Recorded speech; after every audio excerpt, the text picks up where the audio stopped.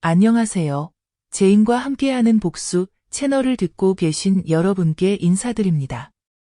제 이름은 순자이고 올해 66세이며 고향은 광주입니다. 제 인생엔 특별한 것이 없습니다. 그저 늙은 어머니로서 텃밭과 닭, 그리고 옛날 가족이 모여 즐겁게 보냈던 설날의 추억과 함께 외롭게 살아가고 있습니다. 그런데 그 해, 저는 한 번도 감히 해보지 못했던 일을 결심했습니다. 바로 캐리어를 들고 아들과 그 작은 가족이 있는 도시로 올라가 설을 함께 보내기로 한 것이죠. 저는 새벽 5시 시외버스를 타고 오전 11시가 조금 넘어서 도착했습니다. 설날이라 길이 막히고 차는 꽉 차고 사람들이 북적거렸습니다. 저는 그저 자식, 손주와 한 상에 둘러앉아 밥 한 끼만 먹을 수 있다면 아무리 힘들어도 괜찮다고 생각했습니다. 하지만 그 밥상이 결국 제 눈물 한 방울도 삼키지 못하게 만들 줄은 몰랐습니다. 혜진, 제 며느리가 문을 열었는데 얼굴에 놀란 기색을 감추지 못했고 약간은 마지못한 표정이었습니다. 어머니, 미리 연락 안 하셨어요? 라고 물었습니다. 저는 억지로 웃으며 설날이잖니 어머니가 깜짝 놀래켜주고 싶었단다 라고 답했습니다. 진우, 제 아들은 방에서 나와 저를 보더니 머뭇거리며 엄마 언제 오셨어? 라고 했습니다. 누구도 반갑게 맞아주는 사람이 없었고 다들 무덤덤했습니다. 저는 조금 불안했지만 아마 피곤해서 그러겠지라고 생각했습니다. 집에는 방이 2개뿐이었습니다.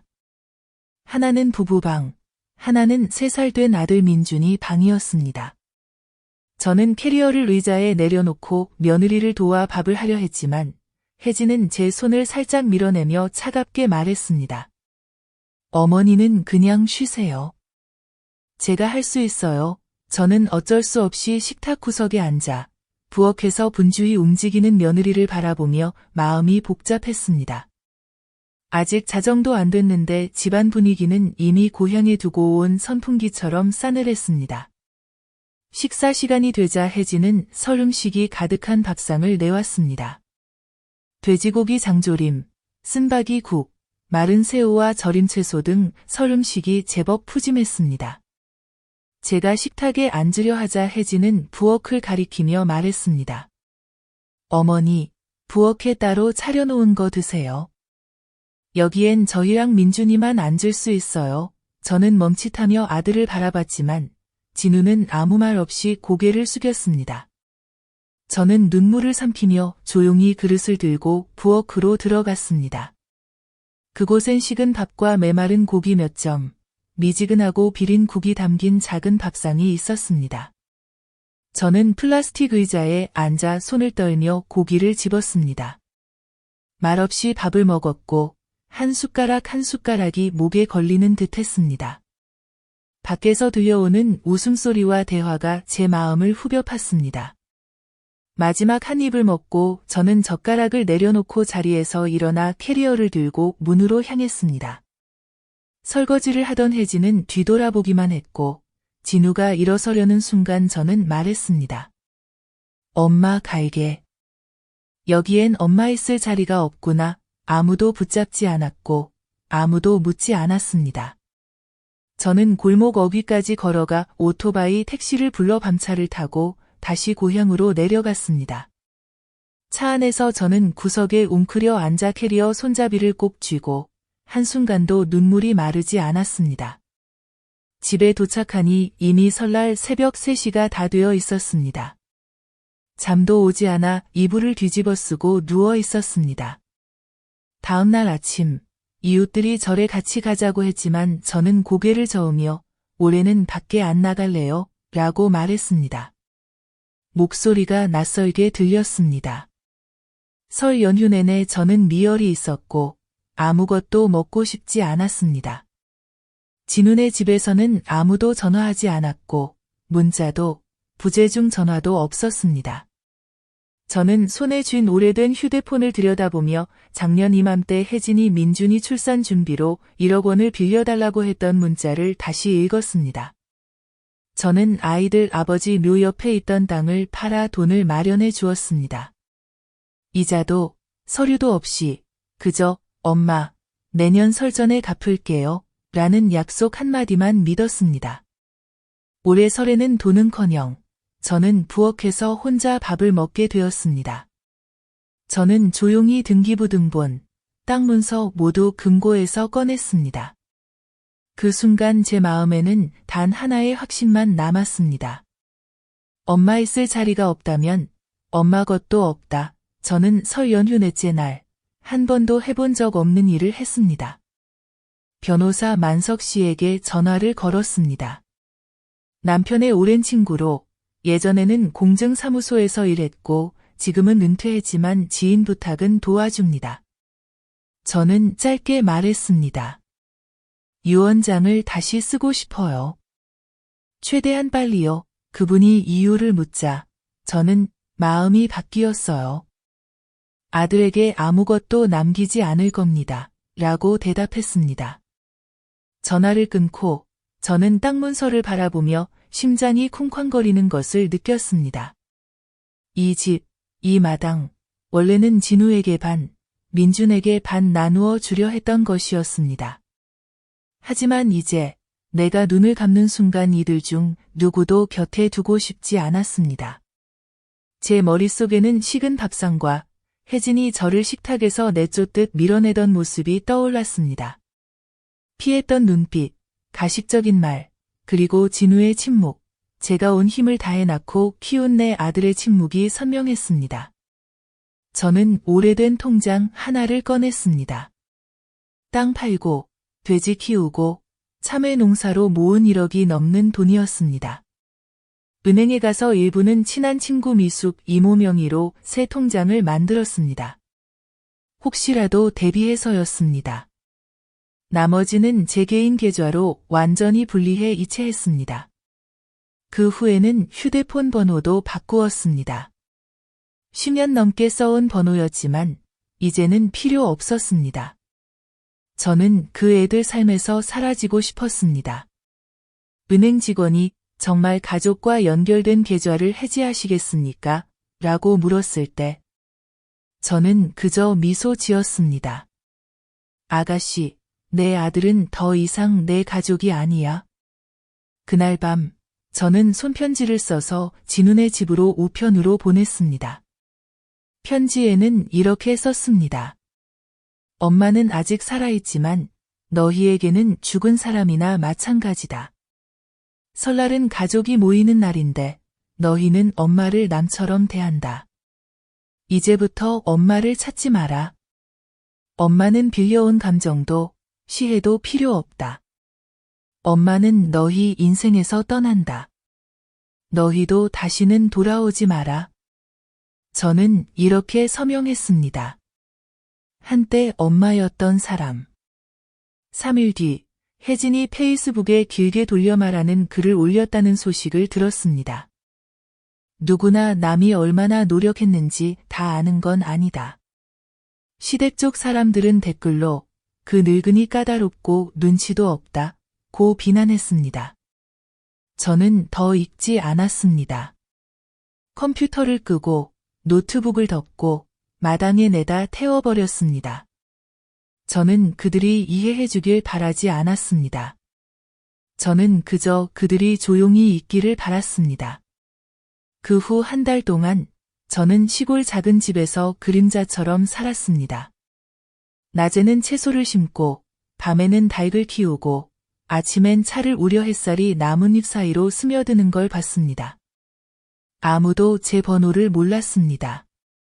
아무도 전화하지 않았고 아무도 묻지 않았습니다. 한 번은 시장에서 7번 할머니를 만났습니다. 그분이 조심스럽게 물었습니다. 설인데 진훈에 안 올라가? 저는 그저 웃었습니다. 남들은 엄마랑 설을 보내지만 저는 기준에 못 미쳐요. 그들은 어색하게 웃었습니다. 그들도 알고 있었습니다.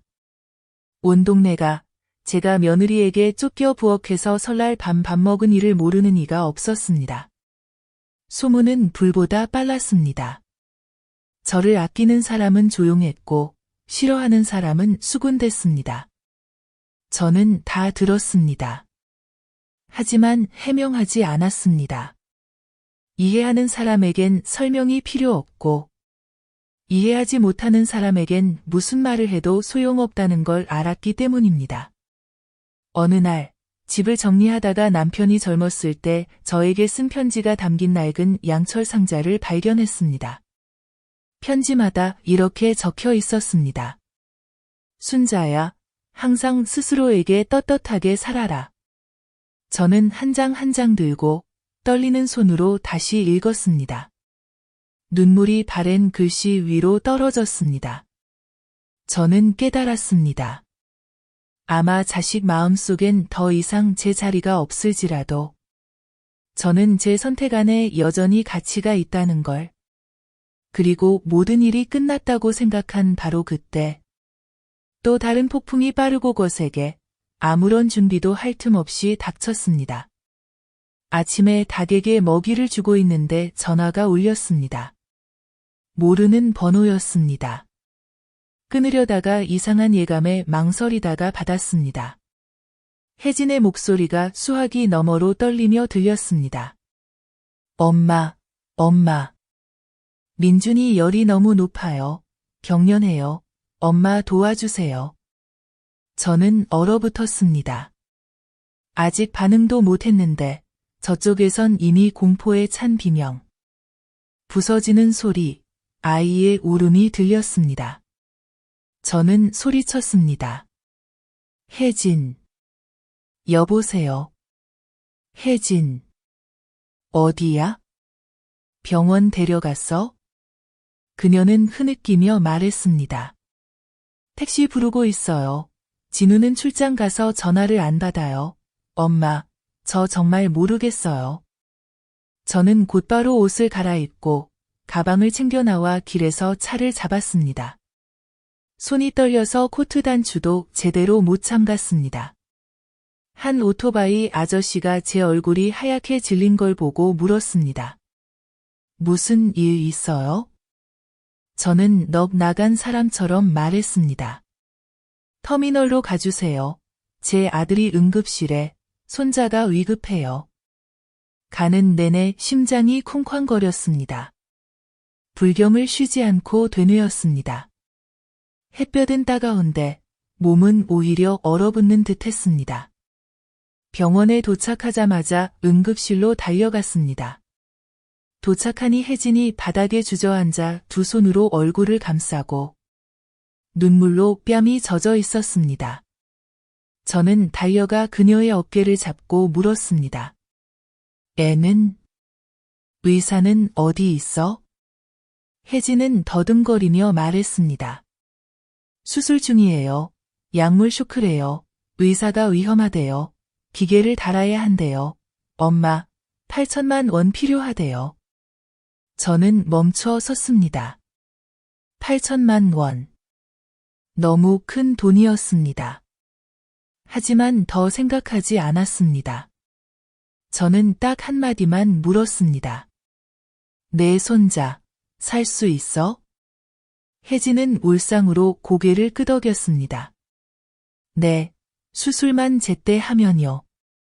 저는 가방에서 통장을 꺼냈습니다. 혜진을 일으켜 세웠습니다. 가자. 엄마랑 서류 쓰자. 내가 낼게. 하지만 그 후로 다시는 엄마라고 부르지 마라. 그녀는 엉엉 울며 제 손을 꽉 잡았습니다. 엄마, 죄송해요. 제가 잘못했어요. 근데 정말 방법이 없어요. 엄마. 저는 더 듣지 않았습니다. 회계실로 들어가 서류를 내고 입원비 보증 서류에 서명하고 통장에 있는 모든 돈을 이체했습니다. 서명할 때 손이 너무 떨려서 칸을 벗어났습니다. 밖으로 나와 복도에 있는 플라스틱 의자에 앉아 저 멀리 수술실 붉은 불빛을 바라봤습니다. 아무도 말하지 않았고 아무도 입을 열지 않았습니다. 진우는 그날 밤 바로 돌아왔습니다. 병원에 뛰어들어와 저를 보고 멈춰 섰습니다. 얼굴이 종이처럼 하얗게 질렸습니다. 저는 그를 쳐다보지 않았습니다. 저는 의사에게 물었습니다. 내 손자, 괜찮나요? 의사가 답했습니다. 괜찮습니다. 고비는 넘겼어요. 하지만 며칠 더 지켜봐야 합니다. 저는 고개를 숙이고 눈물을 쏟았습니다. 한숨을 내쉬고 일어섰습니다. 진우가 따라 나오며 목이 메어 말했습니다. 엄마, 죄송해요. 저는 돌아서서 그의 눈을 똑바로 바라보았습니다. 엄마가 부엌에서 밥 먹게 됐을 때 왜 한마디도 안 했니? 그것은 조용히 있었다. 나는 고개를 저으며 씁쓸하게 웃었다. 엄마가 손자를 구한 건 우리 때문이 아니야. 엄마는 한 아이의 목숨을 구한 거지. 우리야, 엄마 마음속에서 이미 오래전에 죽은 사람들이야. 나는 걸어 나갔다. 뒤돌아보지 않았다. 그때 하늘은 이미 어둑어둑해졌고 구급차들이 멀리서 사이렌을 울리며 달려오고 있었다. 내 가슴 속의 먹먹함을 길게 끌어내는 소리 같았다. 나는 그날 밤 바로 택시를 타고 고향으로 내려갔다. 1시간도 더 머물지 않았다. 내 손에는 두툼한 봉투, 상세한 병원비 영수증과 빨간 도장이 찍혀 있었다. 나는 그것을 프런트에 맡기며 혜진에게 전해달라고 부탁했다. 봉투 거대는 네 글자를 정확히 적었다. 결제 완료, 엄마. 고향에 내려간 지 사흘이 지났지만 전화 한 통, 문자 한 통 오지 않았다. 모든 일이 폭풍 후의 호수처럼 조용해질 줄 알았다. 하지만 인생이란 노인에게 평온을 쉽게 허락하지 않는다. 그날 오후 나는 정원을 물 주다가 집 앞 골목에 차가 멈추는 소리를 들었다. 고개를 들어보니 진우였다. 내가 한때 전부라 믿었던 아들. 그는 대문 밖에서 망설이며 들어오지 못하고 손에는 과일이 든 봉지와 봉투를 들고 있었다. 나는 아무 말도 하지 않았다. 대문을 열어주지도 않았다. 그저 계속 채소에 물을 주었다. 마치 그게 세상에서 가장 중요한 일인 것처럼. 그가 불렀다. 엄마, 엄마. 나 할 말 있어? 나는 차갑게 말했다. 거기서 말해. 집에 들어와서 뭐하니? 진우는 고개를 숙이고 웅얼거렸다. 저희가 잘못한 거 알아요. 하지만 제발 손자와의 인연만은 끊지 말아주세요. 애가 계속 엄마 찾잖아요. 나는 그의 눈을 똑바로 바라보며 말했다. 내가 잘못했다. 그럼 엄마가 부엌에서 혼자 밥 먹을 때 내 기분은 어땠니? 그는 목이 메어 말을 잇지 못했다. 나는 이어서 말했다. 며느리가 실수한 건 엄마도 이해할 수 있어. 하지만 내가, 엄마가 힘들게 낳은 내가 침묵을 선택했잖아. 그런데 엄마에게 뭘 용서해달라고 하는 거니? 진우는 눈물이 그렁그렁했다. 엄마, 더 이상 무슨 말을 해야 할지 모르겠어요. 그저 용서해 주셨으면 해요. 나는 한숨을 쉬며 말했다. 엄마는 판사가 아니야. 하지만 아무나 함부로 버렸다가 빌면 받아주는 그런 존재도 아니란다. 그가 주머니에서 봉투를 꺼내 대문 틈으로 내밀었다. 엄마, 혜진이가 8천만 원 돌려드려요. 이건 이체 내역서예요. 자기가 책임지겠대요. 나는 그것을 받았다. 두 손으로 종이를 꼭 쥐니 마음속에 여러 감정이 북받쳤다. 하지만 이렇게 쉽게 용서의 말을 내뱉을 수는 없었다. 나는 고개를 끄덕이며 조용히 말했다. 돈은 받겠다.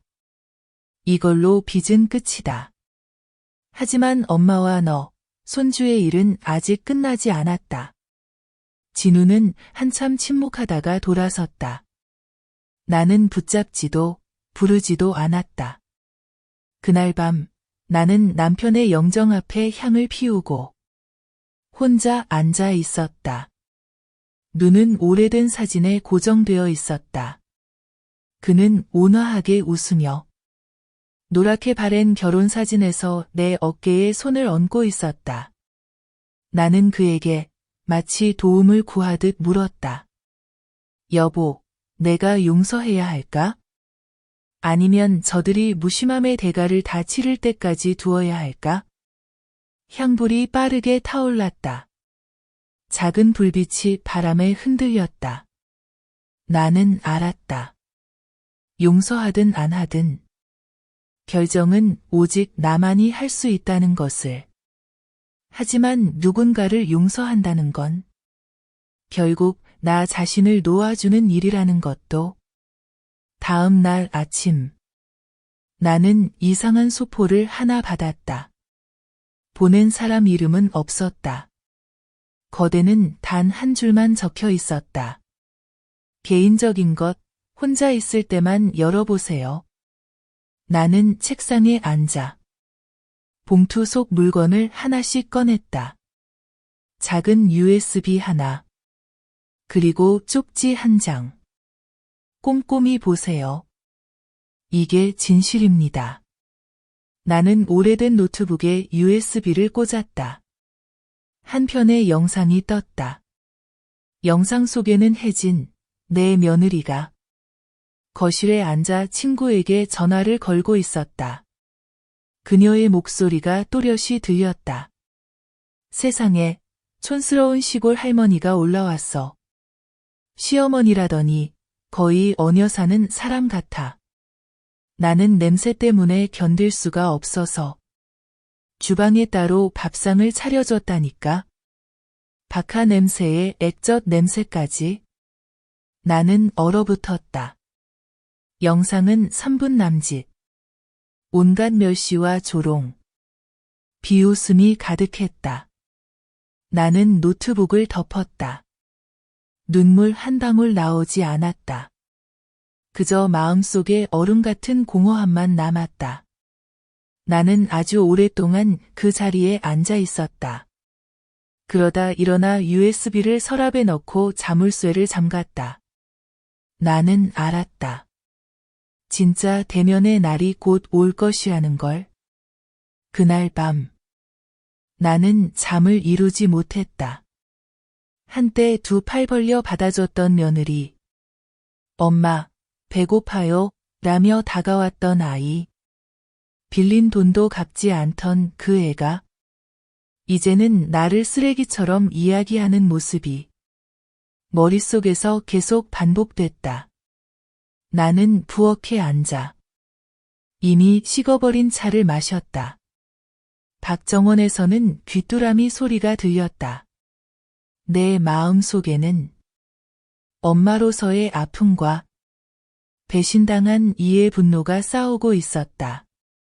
이른 아침 나는 갈색 바지 저고리 차림에 머리를 단정히 묶고 사진관에 가서 USB에 있던 영상을 두 부 인쇄했다. 한 부는 내 옷주머니에, 다른 한 부는 진우 집 주소로 수취인 서명을 요구하며 특급 우편으로 보냈다. 그날 점심 나는 진우에게 전화를 걸었다. 시간 되니? 엄마가 내게 카페에서 보자고 할게. 혼자 와라. 진우는 허둥지둥 나타났다. 아직도 미안함이 얼굴에 남아 있었다. 그는 앉자마자 입을 열었다. 엄마가 부르신 거 보니 아직 마음이 안 풀리신 것 같아요. 그런데 나는 말을 끊었다. 엄마는 이제 사과 들을 시간 없다. 이제 묻겠다. 내 마누라가 엄마를 어녀 사는 노인네라고 한 거 알고 있었니? 진우는 눈이 휘둥그레졌다. 뭐라고요? 엄마, 무슨 말씀이세요? 나는 휴대폰을 꺼내 테이블 위에 올려놓고 영상을 재생했다. 카페 전체가 조용해졌다. 혜진의 목소리가 또렷이 흘러나왔다. 한마디 한마디가 칼처럼 가면을 벗겼다. 진우는 얼어붙었다. 얼굴이 하얗게 질리고 손은 주먹을 쥐었다. 다 보고 나서 그는 고개를 숙인 채 책상에 얼굴을 묻고 흐느꼈다. 저 몰랐어요. 맹세해요. 나는 한숨을 쉬었다. 몰랐다고 해서 죄가 없는 건 아니다. 엄마가 묻겠다. 엄마가 이런 대접을 받아도 되는 사람이니? 그것은 고개를 저으며 중얼거렸다. 아니에요. 엄마는 잘못하지 않았어요. 제가 잘못했어요, 엄마. 나는 똑바로 바라보았다. 내가 잘못한 게 아니야. 둘 다 잘못한 거야. 하지만 가장 큰 잘못은 엄마가 부엌으로 쫓겨나 혼자 밥을 먹을 때 내 자식이 침묵했다는 거야. 나는 주머니에서 혜진이 보낸 병원비 이체 내역서를 꺼냈다. 나는 그것을 진우에게 밀어주며 아래에 손글씨로 한 줄을 적었다. 나는 아이를 살렸다. 하지만 누구도 용서하지 않았다. 그는 종이를 들고 눈물이 그렁그렁했다. 내가 말을 이었다. 내 아내에게 전해라.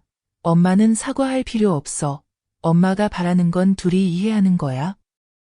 사람의 마음은 한 번 식으면 말로는 다시 데울 수 없다.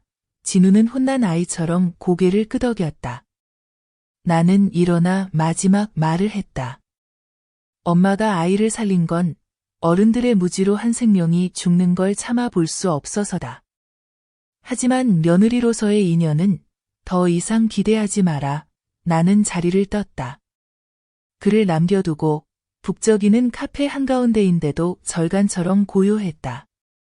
그날 저녁 나는 집으로 돌아와 USB를 철제 서랍에 넣고 단단히 잠갔다.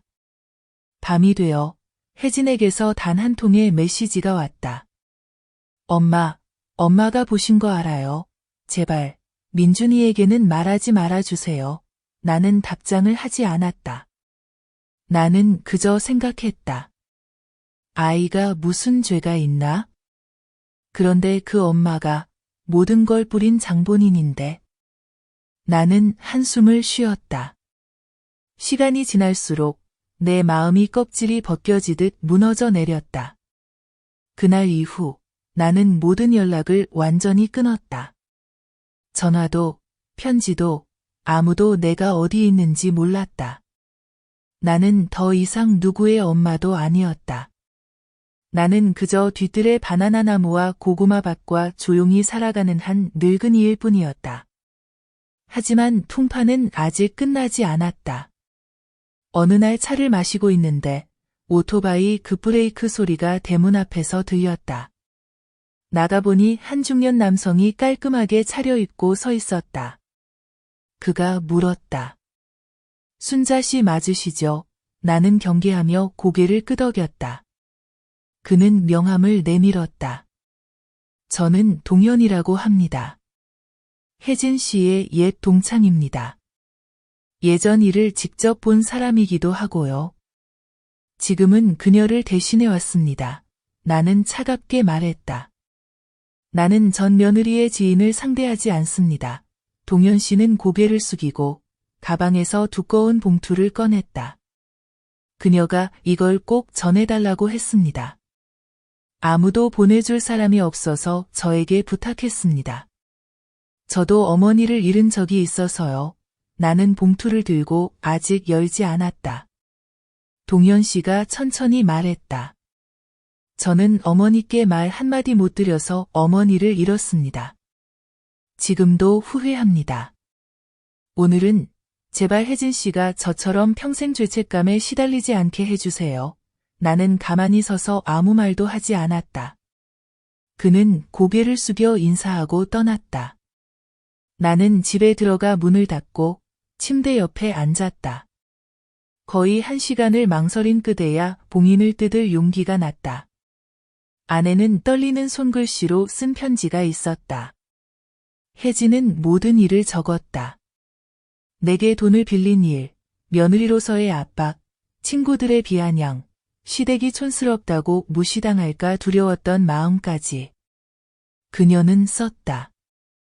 엄마, 변명하지 않아요. 하지만 엄마가 저를 미워하실까봐 무서웠어요. 침묵하면 다 지나갈 줄 알았는데 그게 모두를 끊어버릴 칼이 될 줄은 몰랐어요. 엄마가 저를 미워해도 괜찮아요. 하지만 민준이가 엄마를 너무 그리워해요. 나는 편지를 접었다. 내 심장이 누군가에게 꽉 쥐어진 듯 아팠다. 며칠 후 동네 사람이 혜진이 민준이를 데리고 남편 묘지에 가서 오래도록 무릎 꿇고 울기만 했다고 전해주었다. 나는 들판으로 나가 바람 속에 홀로 섰다. 머릿속이 텅 비었다. 한때 나를 무시했던 며느리가 이제는 내 남편 앞에 고개를 숙였다. 진심 어린 참회일까? 아니면 연기일까?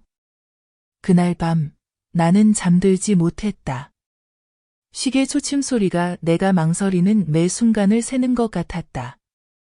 그리고 7월 보름 어느 아침 문 두드리는 소리가 들렸다. 마당에는 봉인된 편지가 있었다. 이번엔 익숙한 글씨체였다. 혜진이 썼다. 엄마, 이번 설에 저랑 민준이랑 같이 밥 먹어주실 수 있을까요? 아무것도 바라지 않아요. 그저 엄마가 민준이 조금 더 잘한 걸 봐주셨으면 해요. 나는 편지를 3번 읽었다. 글씨가 눈물에 번져 있었다. 그날 오후 나는 시장에 가서 새 옷 몇 벌을 샀다. 소박한 면옷, 연한 파란색 한 벌, 민준이가 좋아하는 색이다. 그리고 진한 색의 한복도 샀다. 설에 입으려고 마음먹었다. 집에 돌아와 유언장을 꺼냈다. 나는 수정했다. 내가 없을 때를 대비해 민준이에게 작은 몫을 남기고 나머지는 모두 절과 고아원에 기부하기로 했다. 나는 분명히 적었다. 나는 용서하지만 잊지 않는다. 일어난 일은 지울 수 없지만 배울 수는 있다.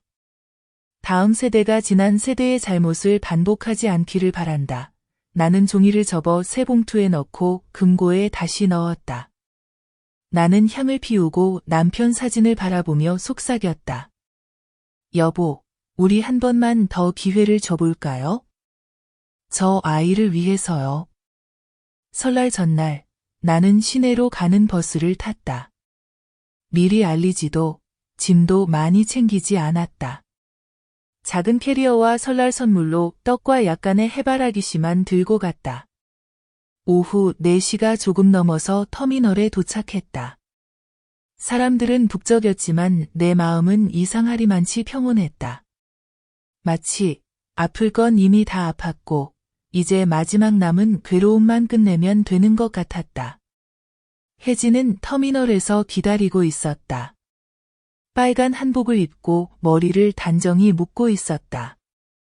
내가 보이자 고개를 깊이 숙였다. 아무 말도 하지 않았다. 나도 아무 말 하지 않았다. 그저 조용히 그녀를 따라 택시로 향했다. 차 안에서 민준이가 내 옆에 앉아 나를 보자마자 외쳤다. 외할머니. 외할머니 오셨어요? 녀석이 달려와 나를 꽉 껴안았다. 나는 당황해서 녀석의 등을 토닥였다. 혜진이 백미러로 나를 바라보며 눈이 빨갛게 충혈되어 있었다. 집에 도착하자 나는 작년 설날 밤에 나를 떠나게 했던 그 집 앞에 섰다. 하지만 이번엔 달랐다. 문이 열려 있었고 공기에는 찐 쌀떡 냄새가 풍겼다. 제단에는 불이 밝혀져 있었고 오색 과일상이 정갈하게 차려져 있었다. 혜진은 재빠르게 내 여행 가방을 받아들며 작은 목소리로 말했다. 엄마 방은 내가 이미 정리해놨어요. 올라가서 좀 쉬세요. 나는 고개를 끄덕이고 선물 꾸러미를 탁자에 내려놓았다. 그리고 주위를 둘러보았다. 더 이상 엄마가 부엌에 앉고 내가 식탁에 앉는 모습은 없었다. 집 한가운데 큰 식탁이 하나 놓여 있었고 6개의 그릇이 차려져 있었다.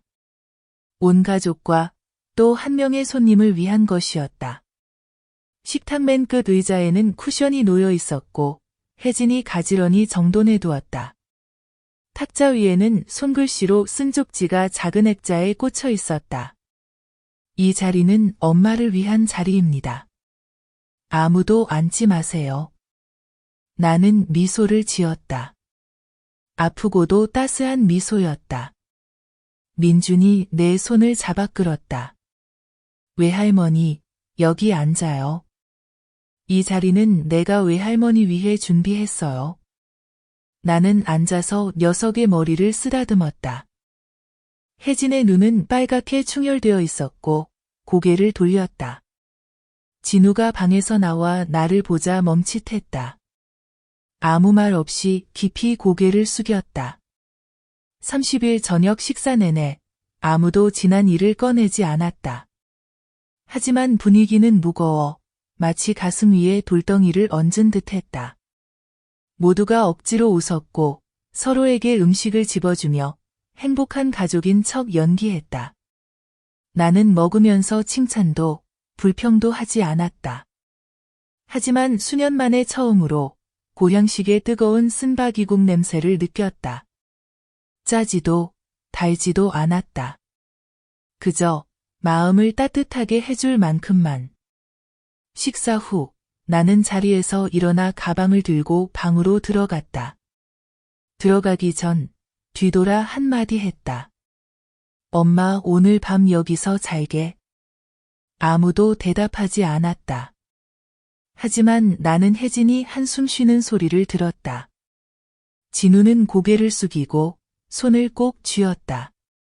나는 방으로 들어가 문을 닫았다. 방은 깨끗했고 실내화와 세탁세제가 향기로운 수건이 준비되어 있었다. 탁자 위에는 아직 김이 나는 뜨거운 차가 놓여 있었다. 나는 침대에 앉아 주위를 둘러보았다. 내가 작년에 민준과 찍은 사진이 침대 머리맡에 놓여 있었다.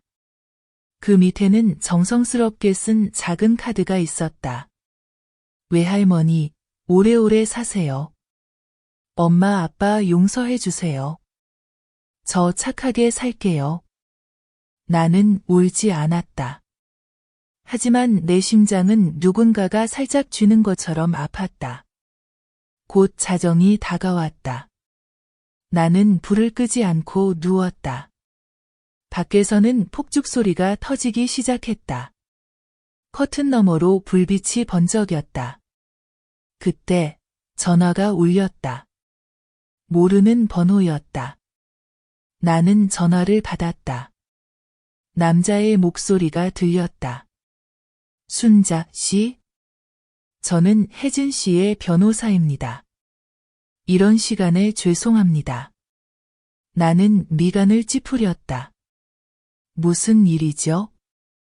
그가 말했다. 그녀가 저에게 자산양도 계약서를 다시 보내달라고 부탁했습니다. 나는 차갑게 말했다. 필요 없습니다. 아무것도 받고 싶지 않아요. 그가 급히 말했다. 드리려는 게 아닙니다. 계약서 800만 원을 돌려드리는 겁니다. 나는 멍해졌다. 그녀가 예전에 해지하셨던 계좌로 이체했습니다. 아직 시스템에 남아있던 계좌입니다. 그녀가 메시지를 남겼습니다. 이건 내 어리석음의 대가야. 엄마가 용서하고 싶으면 용서하고 아니면 내가 이 세상에 얼굴 들 자격 없다고 생각해. 나는 전화를 내려놓았다. 끊지 않았다. 밖에서는 폭죽 소리가 천둥처럼 울렸다. 방 안에는 나 혼자 조용히 앉아 있었다.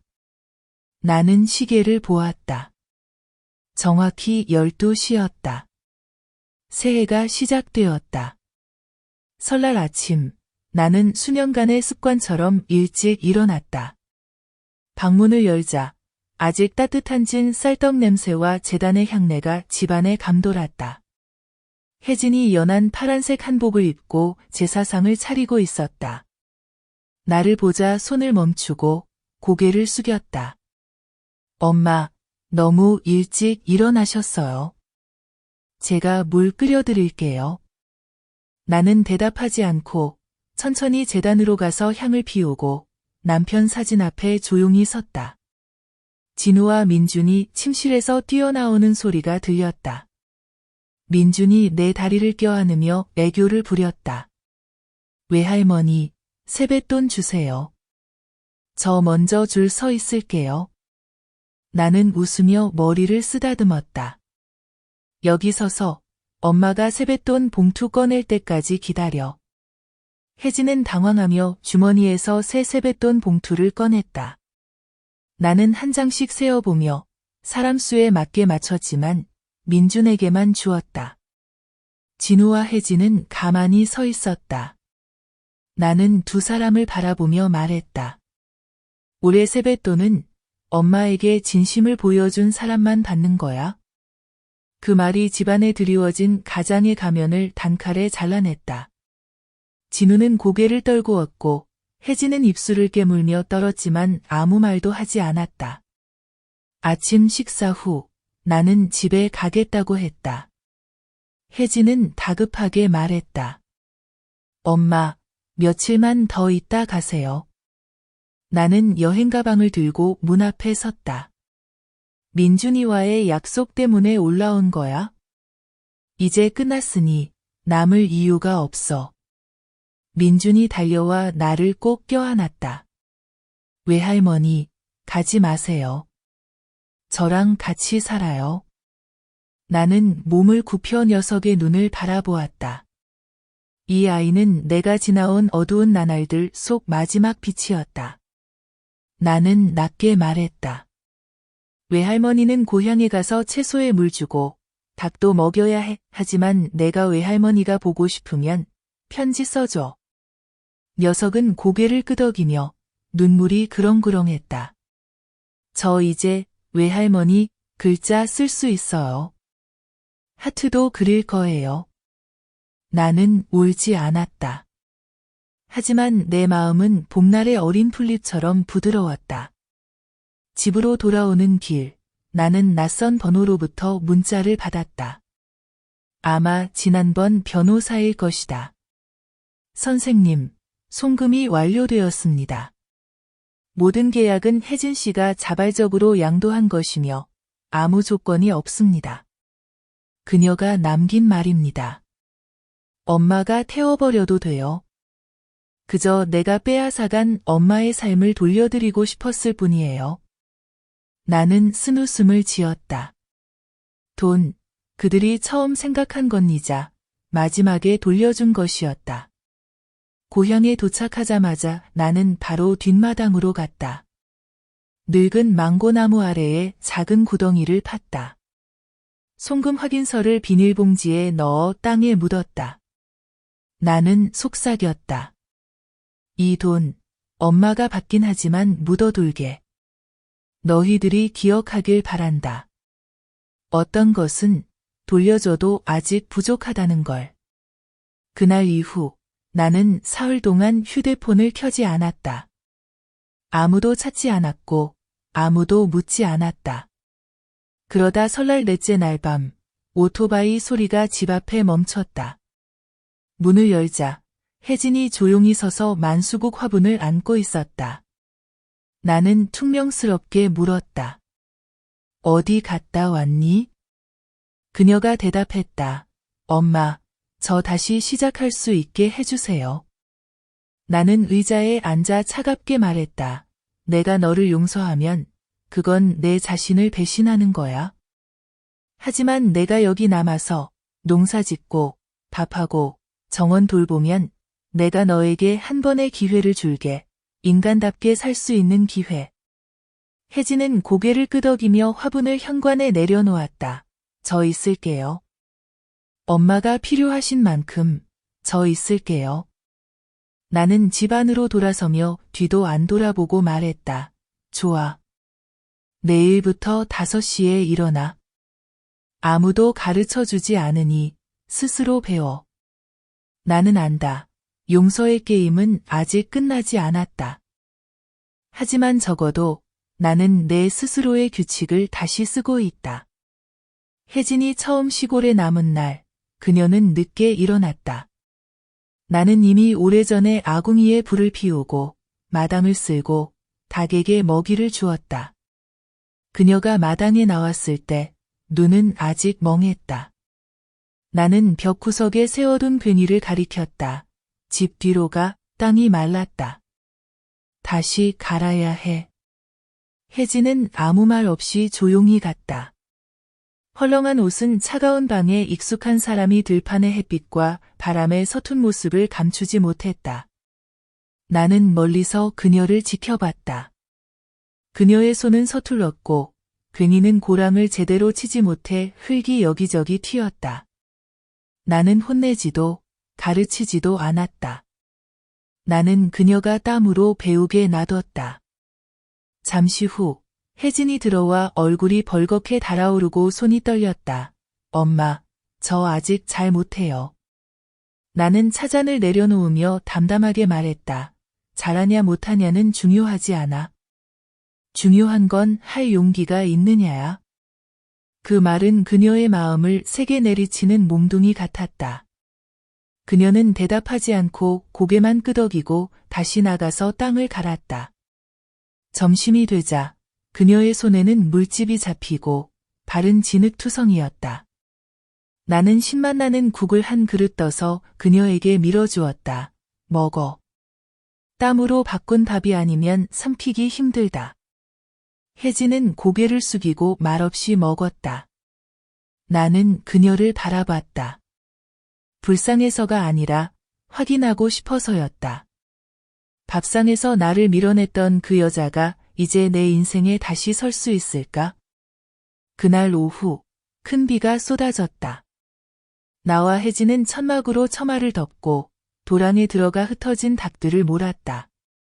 혜진은 미끄러져 넘어져서 온몸이 젖고 얼굴에 진흙이 묻었다.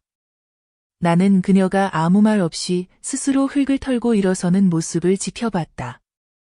밤이 되어 나는 생강차를 끓여 테이블에 올려놓고 조용히 말했다. 마셔. 감기 걸리지 않게. 혜진은 손을 내밀며 떨리는 목소리로 말했다. 감사합니다. 엄마. 나는 대답하지 않았다. 하지만 내 마음은 약간 부드러워졌다. 이틀 후 그녀는 내게 뒤쪽 오두막을 자신의 방으로 쓰겠다고 말했다. 나는 허락했다. 정이 아니라 시험 삼아서였다. 혜진은 벽돌 하나하나를 치우고 먼지 자국을 닦았다.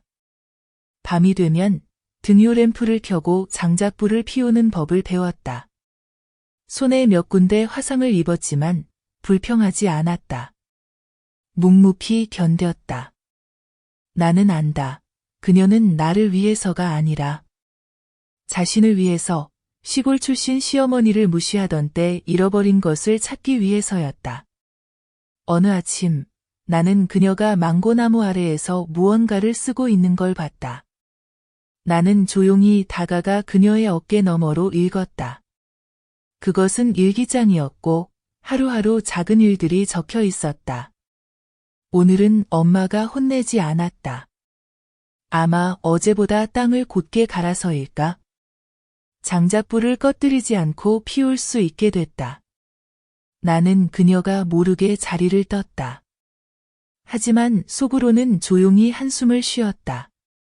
나는 한때 며느리는 서류 한 장으로만 이어진 사이라고 생각했다.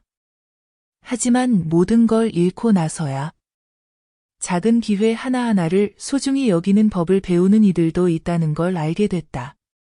어느 밤 혜진이 내 방 문을 두드렸다. 손에는 낡은 나무 상자를 들고 있었다.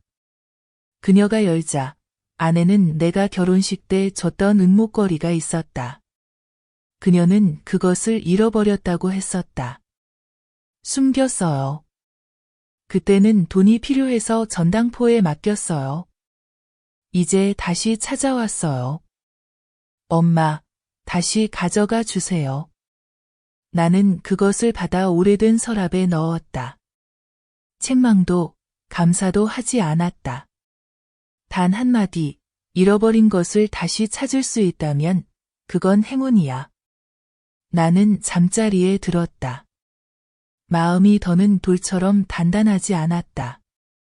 하지만 아직 물처럼 부드럽지도 않았다.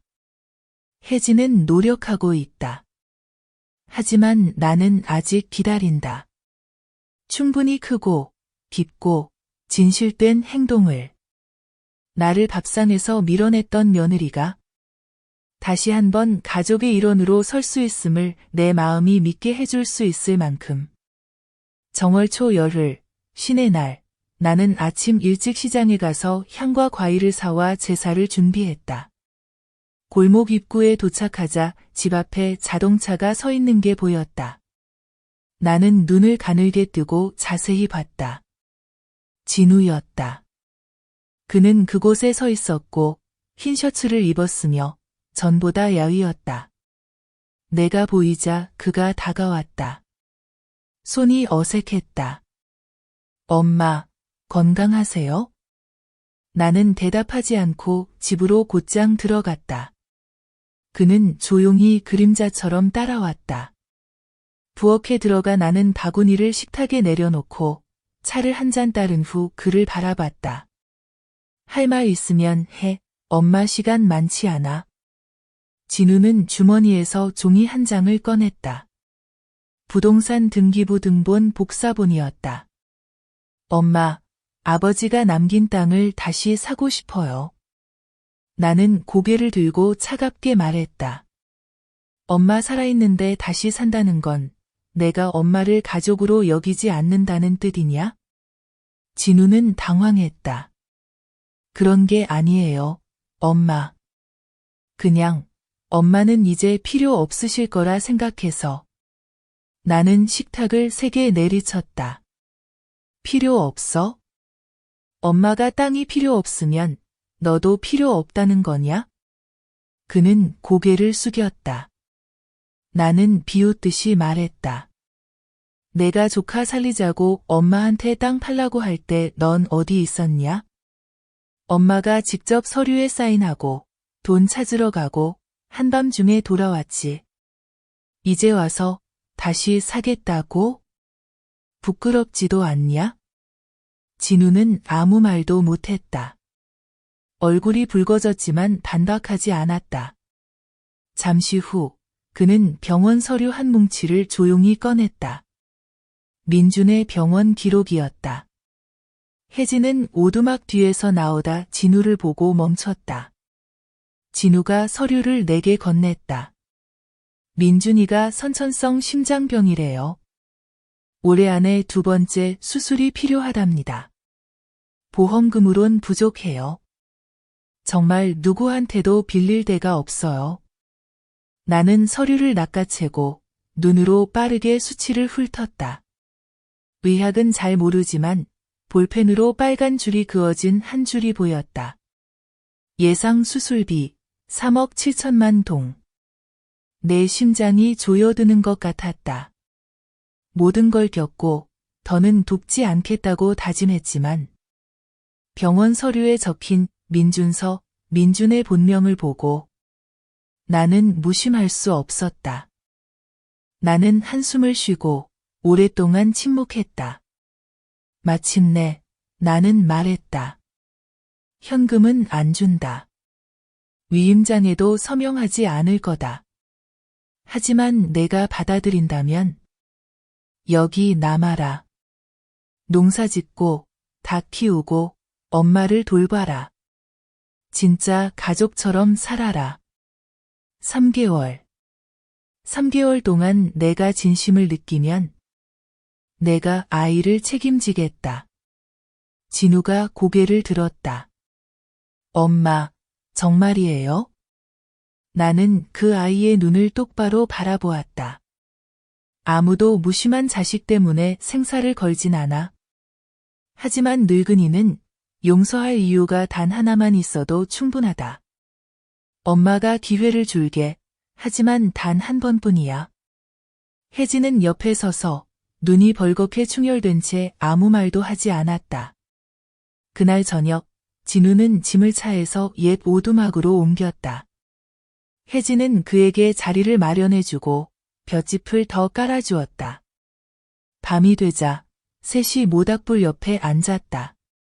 분위기는 무거웠지만 적어도 더 이상 침묵만은 아니었다. 나는 국을 한 숟갈 떠먹으며 조용히 말했다. 내일 일찍 일어나 엄마가 미나리 심는 법 가르쳐 줄게. 잘 자라고 팔기도 쉽다. 엽노는 엄마가 다시 나눠줄 거야. 진우는 고개를 끄덕였다.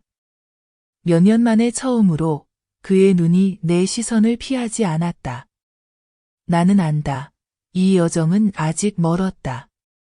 용서란 모든 걸 지우는 게 아니라 상처를 줬던 그 손으로 옛 폐허 위에서 다시 시작할 용기를 내는 것이다. 그리고 나 66세의 노파가 내 마음속 불씨가 조금 따뜻해지는 것을 처음 느꼈다. 3월이 오고 볕은 따갑고 땅은 새 발자국처럼 갈라졌다. 나는 진우와 혜진에게 밭에 물을 머금게 하는 법, 재를 뿌려 흙을 부드럽게 하는 법, 가지를 잘라내는 법을 가르치기 시작했다. 이른 아침부터 셋이 함께 논으로 나갔다. 아무도 말을 많이 하지 않았지만 동작은 단호하고 일정했다.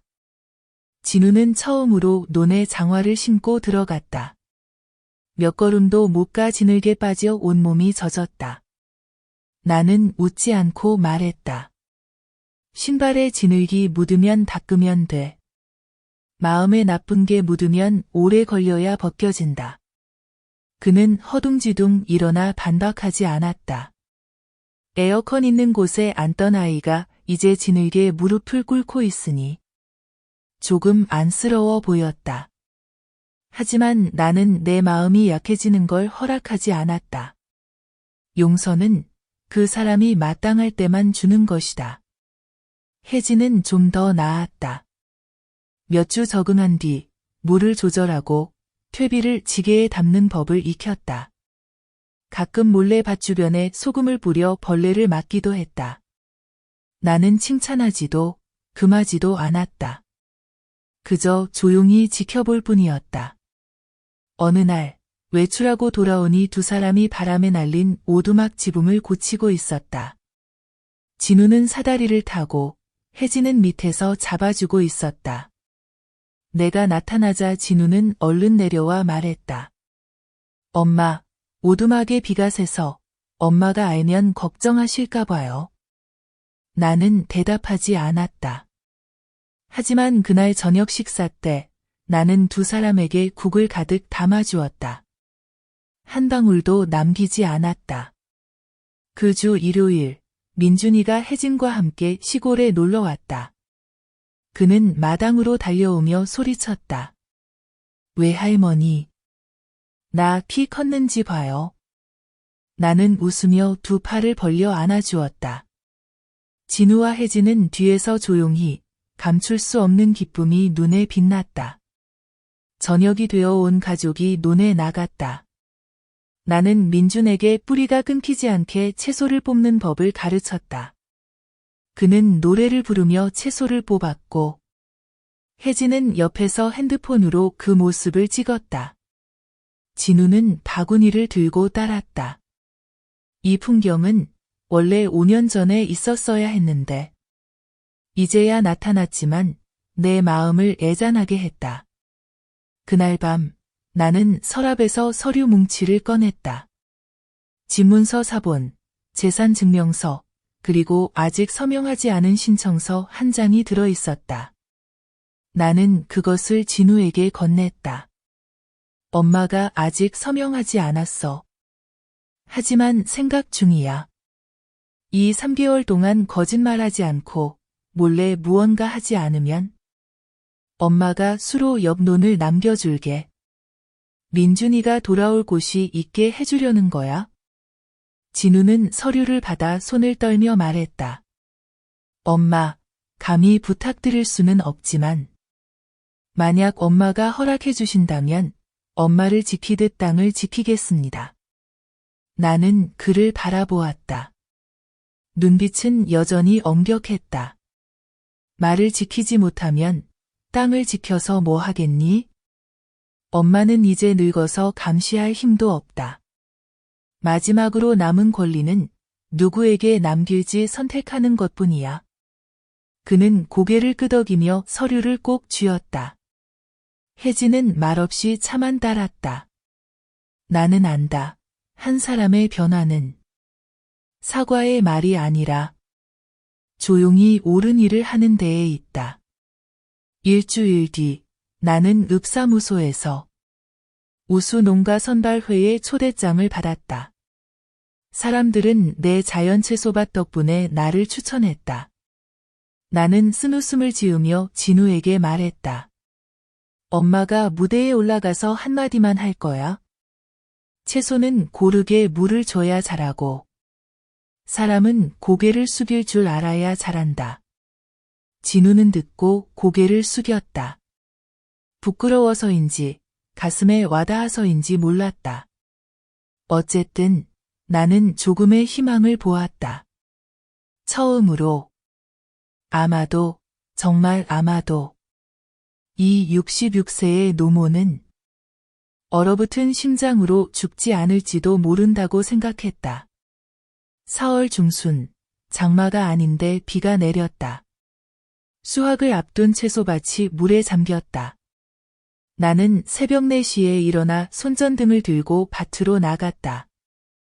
혜진은 이미 도착해 있었고 손에 괭이를 들고 물을 빼고 있었다. 바지는 무릎까지 진흙투성이었다. 나는 몇 초 멈춰 섰다. 그는 내가 뒤에 있는 줄 모르고 계속 일했다.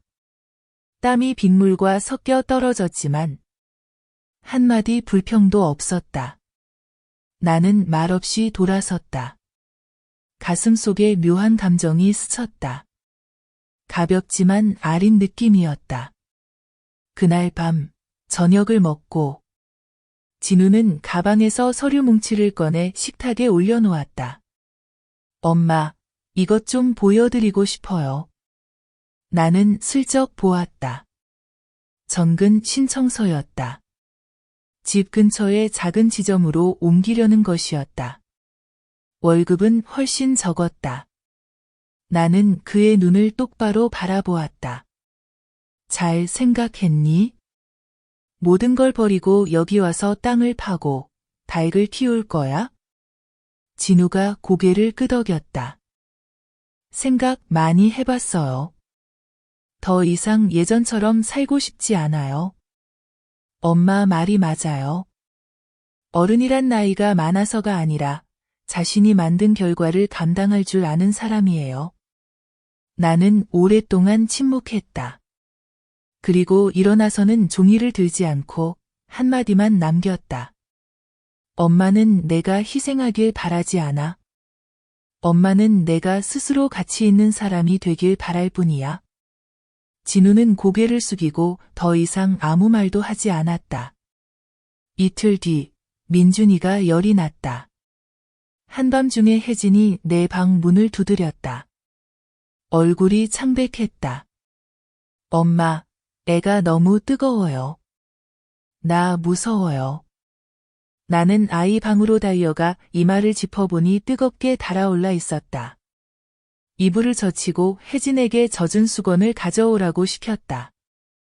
진우는 허둥지둥 번호를 눌러 차를 불렀다.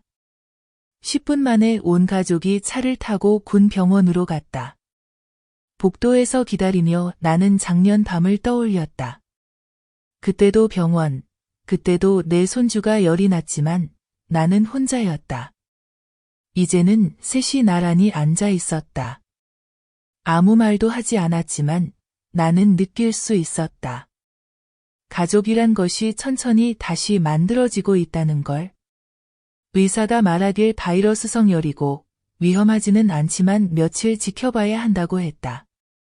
나는 혜진과 함께 병실에 남고 진우는 집에 가서 짐을 챙기기로 했다. 그날 밤 처음으로 나와 혜진이 나란히 앉았는데도 긴장감이 없었다. 혜진은 민준에게 수건을 얹어주며 조용히 말했다. 엄마, 난 엄마가 약해지는 걸 본 적이 없어요. 예전엔 엄마가 너무 강하다고 생각했는데 이제는 알아요. 엄마가 너무 많은 걸 견뎌왔기 때문이란 걸.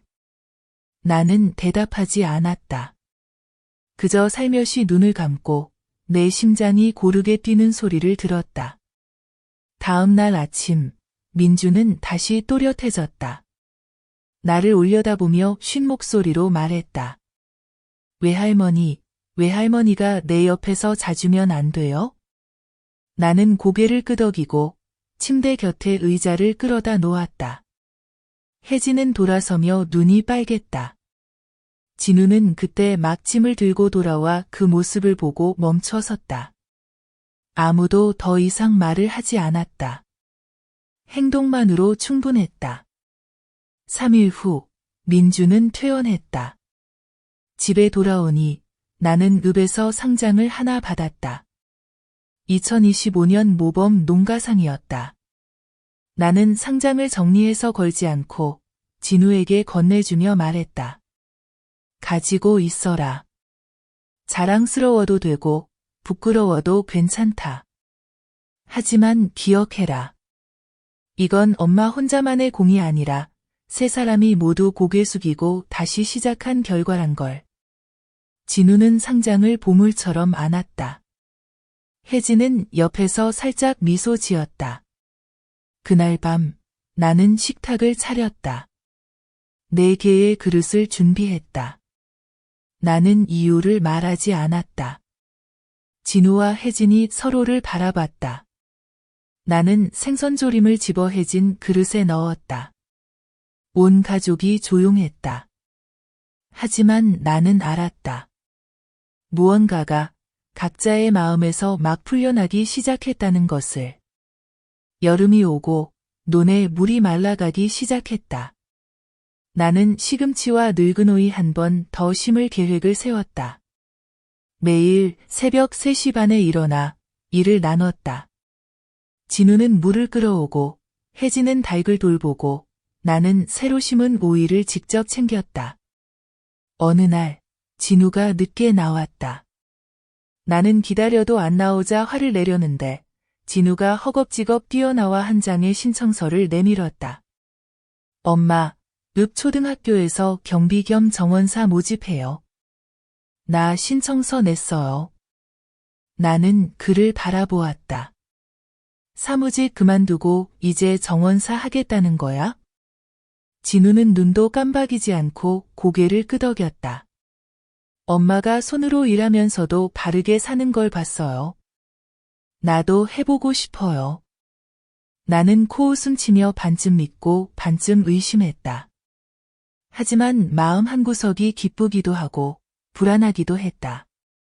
불안한 건 어쩌면 내가 믿고 싶어지기 시작해서일지도 모른다. 혜진은 달랐다. 사회여성회에서 무료 요리 강좌를 신청했다. 매일 밤 새로운 요리를 해왔다. 어느 날은 튀김을 했는데 타버렸고 또 어떤 날은 옥수수죽을 끓였는데 너무 달았다. 나는 흉도 칭찬도 하지 않았다. 하지만 다 먹었다. 민주는 방학이라 시골에 머물렀다. 온종일 나와 논에 나가 오리들과 놀았다. 저녁이 되면 등잔불 아래에서 알파벳을 배웠다. 나는 한 글자 한 글자 써주며 옛날 이야기도 해주었다. 민주는 넋을 잃고 들었다. 어느 날 민준이 물었다. 외할머니, 왜 우리 엄마 아빠는 처음부터 다시 시작해야 했어요? 나는 아이를 바라보며 천천히 말했다. 예전에 그들은 내 엄마가 똑똑하고 내 아빠도 똑똑하니 아무도 필요 없다고 생각했지. 하지만 나중엔 사람답게 살지 않으면 아무리 부자여도 소용없다는 걸 알게 됐단다. 민주는 고개를 끄덕였다. 그럼 나는 커서 아무도 잊지 않을 거예요. 나는 웃으며 머리를 쓰다듬었다. 감사할 줄 알고 바르게 살면 외할머니는 그걸로 충분해. 또 다른 날, 여성회에서 가정화해에 대해 이야기해달라고 초청했다. 나는 거절했다. 하지만 혜진이 자원했다. 제가 엄마 대신 말할게요. 저는 엄마를 부엌으로 내몰았던 사람이에요. 이제는 그 이야기를 하려고 해요. 죄를 고발하려는 게 아니라 실수하려는 사람들에게 경고하기 위해서예요. 나는 막지 않았다. 행사가 열린 날, 혜진이 말했다. 우리 시어머니는 부유하지도 학벌이 높지도 않아요. 하지만 엄마에겐 제가 없는 게 있어요. 인내심과 때로는 단호할 줄 아는 마음이요. 그 덕분에 저는 다시 기회를 얻었어요. 강당에 박수가 울렸다. 나는 맨 뒤에 앉아 눈시울이 붉어졌다. 그날 밤, 혜진은 들꽃 한 다발을 가져와 내 남편의 제단에 올려놓았다. 저는 번듯한 게 없어요. 아빠가 내려다보시면서 엄마가 저를 위해 용서해 주신 걸 알았으면 해요. 나는 남편의 사진을 바라보았다. 오래된 사진 속 그의 미소는 여전했다. 마치 모든 걸 미리 알고도 내가 스스로 결정할 날을 조용히 기다린 것처럼. 일주일 후, 진우는 초등학교에서 정식으로 일하게 됐다. 일은 단순했다. 문을 열고, 마당을 쓸고, 나무를 돌보는 일. 하지만 매일 저녁 집에 오면 그는 환하게 웃었다. 혜진은 시장에 작은 가게를 열었다. 아침밥, 찹쌀밥, 빵, 닭죽을 팔았다. 온 가족이 바쁘면서도 즐거웠다. 어느 날 밤, 나는 혼자 마루에 앉아 연못에서 개구리 우는 소리를 들었다. 진우가 나와 옆에 앉아 조용히 말했다. 엄마, 우리에게 영영 문을 닫지 않아줘서 고마워요. 나는 천천히 대답했다. 엄마가 문을 다시 연 게 아니야. 엄마는 그저 집안에 서서 너희가 마당을 깨끗이 치우는 걸 봤을 뿐이야. 마당이 깨끗해질 때까지 엄마는 감히 문을 열지 못했지. 진우는 고개를 끄덕였다. 우리는 그저 거기 앉아 있었다. 더 이상 말을 보태지 않았다. 하지만 나는 알았다. 오늘부터 나를 실망시켰던 아들이 조용히 한 벽돌 한 벽돌씩 내 신뢰를 다시 쌓아가고 있다는 걸. 6월, 장마 첫 비가 내렸다. 물이 논길을 덮을 만큼 넘쳤다. 나와 진우는 모래주머니로 둑을 쌓았다. 혜진은 집에서 찹쌀밥을 싸서 가져왔다. 나는 다 먹고 말했다. 예전에 엄마도 이렇게 찹쌀밥을 팔았지. 한 봉지에 2,000원, 이익은 500원. 혜진은 웃으며 내 손에 5만 원짜리 한 장을 쥐어줬다. 엄마, 나한테 2,000원짜리 찹쌀밥 한 봉지만 다시 팔아줘요. 이제는 엄마가 받을 만한 값을 드릴게요. 나는 그 돈을 바라보다가 다시 그녀를 바라보았다. 처음으로 나는 돌려주지 않고 고개를 끄덕였다. 엄마가 받을게. 그 고개 끄덕임이 내 마음의 이정표였다. 그때 나는 알았다. 더는 그녀를 미워하지 않는다는 걸. 이제야 그녀가 다시 내 가족 같아졌다는 걸. 어느 저녁. 제가 정원에서 채소를 자르고 있는데 민준이가 집에서 뛰어나오며 손에 종이 뭉치를 들고 있었습니다. 할머니. 선생님이 저한테 예쁜 글씨라고 10점을 주셨어요. 저는 종이를 받아들고 서툴고 삐뚤빼뚤한 글씨로 적힌 할머니 사랑해요. 할머니를 많이 사랑해요. 를 바라보았습니다. 저는 땅바닥에 털썩 앉아 아이를 안았습니다. 제 심장은 녹아내릴 듯 부드러워졌고 눈물을 참을 수 없었습니다. 혜진이는 문가에 서서 급히 눈물을 닦았습니다. 진우는 멀리서 다가오다가 그 광경을 보고 멈춰섰고 감히 끼어들지 못했습니다. 그날 밤 저는 금고를 열었습니다. 이전에 800만 원을 새로 만든 적금 통장을 꺼냈습니다. 저는 선명한 빨간 글씨로 한 줄을 적었습니다. 이 돈은 모두 내 손자 국보를 위해 따로 남겨둔다. 내 서명 없이는 아무도 인출할 수 없다. 저는 그 통장을 혜진과 진우에게 건네며 단호하게 말했습니다. 이 돈은 잘못을 되갚으려는 게 아니야. 이 아이가 어른들의 짐을 지지 않게 하려는 거다. 두 사람은 고개를 숙이고 아무 말도 하지 못했습니다. 저는 알았습니다. 이 순간에는 말이 필요 없다는 것을, 적절한 침묵만이 온전히 기억될 수 있다는 것을. 다음 날 아침, 동네에서 제 채소밭을 조사하러 왔습니다. 그들은 어려움을 딛고 일어선 농민 모델로 홍보 영상을 찍고 싶다고 했습니다.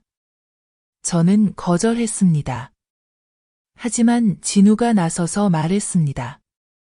제가 엄마 대신 할게요. 대신 채소밭 이름을 순자 엄마의 밭으로 하고 싶어요. 저는 놀라서 그를 바라보았습니다. 그가 머리를 극적이며 말했습니다. 이 땅도, 이 채소도, 이 물도 다 엄마 손으로 일구신 거잖아요. 저는 그저 이어받는 것뿐이에요. 저는 고개를 끄덕였습니다. 가슴 속에 낯선 감정이 솟아올랐습니다. 자랑스러움이 아니라 평안이었습니다. 그날 점심, 저는 혜진과 함께 군시장에 재료를 사러 갔습니다. 돌아오는 길에 갑자기 차 바퀴가 펑크 났습니다. 저와 혜진은 한낮 뙤약볕 아래에서 수리를 기다려야 했습니다. 두 모녀가 길가에 앉아 땀을 뻘뻘 흘렸습니다. 혜진은 손수건으로 제 이마를 닦아주었습니다. 저는 그를 바라보다가 무심코 물었습니다. 내가 고향으로 돌아온 걸 후회한 적 있니? 혜진은 생각하다가 대답했습니다. 예전엔 후회했어요. 하지만 지금은 아니에요. 왜냐하면 돌아오지 않았다면 엄마에게 내가 얼마나 큰 빚을 졌는지 평생 몰랐을 테니까요. 저는 답하지 않았지만 그 대답이 제 마음속에 오래도록 울렸습니다. 그날 밤 민준이가 또 종이 한 장을 들고 나와 밭 옆에서 가족을 삐뚤빼뚤 그렸습니다. 할머니, 여기 가운데가 엄마, 왼쪽이 저, 오른쪽이 아빠랑 엄마예요. 엄마는 해예요. 저는 웃으며 그를 안았습니다. 엄마는 늙었단다. 해는 아니지. 민준이는 태연하게 말했습니다. 그럼 그늘이에요. 저를 햇볕에서 지켜주는. 상처로 굳어졌던 제 마음이 비 온 뒤 꽃처럼 피어났습니다. 저는 압니다. 모든 것이 완전히 치유된 건 아니지만 적어도 흉터는 더 이상 아프지 않다는 것을. 7월, 우란분절 효도 시즌이 되자 동네에서 노모들을 위한 감사 행사를 열었습니다. 그들은 저에게 연설을 부탁했습니다. 처음엔 거절하려 했지만 진우와 혜진이 꼭 하라고 권했습니다. 진우가 말했습니다. 엄마는 화가 나서 말을 안 하지만 사람들은 자식에게 배신당한 사람이 여전히 여기 서서 다시 살아가는 법을 가르치는 걸 들어야 해요. 저는 잠시 생각하다가 동의했습니다. 행사 당일, 저는 오래된 어두운 색 한복을 입었습니다. 작년 설에 입으려고 샀지만 한 번도 입지 않았던 옷입니다. 이번엔 예뻐 보이려고 입은 게 아니라 기쁨의 날을 위해 준비했던 것이 때로는 아픈 기억을 되새길 때 더 어울린다는 걸 스스로에게 상기시키기 위해서였습니다. 무대에 올라 수백 명 앞에 섰습니다. 원고를 읽지 않고 이렇게 말했습니다. 누군가 저에게 물었습니다. 어머니는 자식에게 홀대받고 부엌에서 혼자 밥을 먹어도 용서해야 하나요? 저는 답이 없습니다. 하지만 저는 한 번은 일어나 설날 밤에 집을 나간 적 있습니다. 남처럼 대접받았기 때문입니다. 다시는 돌아오지 않으리라 결심했었습니다. 하지만 할머니 하고 부르는 손주 때문에 돌아왔습니다. 용서하기 위해서가 아니라 상대가 용서받을 자격이 있는지 지켜보기 위해서였습니다. 이제는 제 며느리가 형식적으로 엄마라고 부르지 않습니다. 진심으로 딸처럼 부릅니다. 제 아들도 더 이상 침묵하지 않고 매일 조금씩 집안일을 짊어집니다.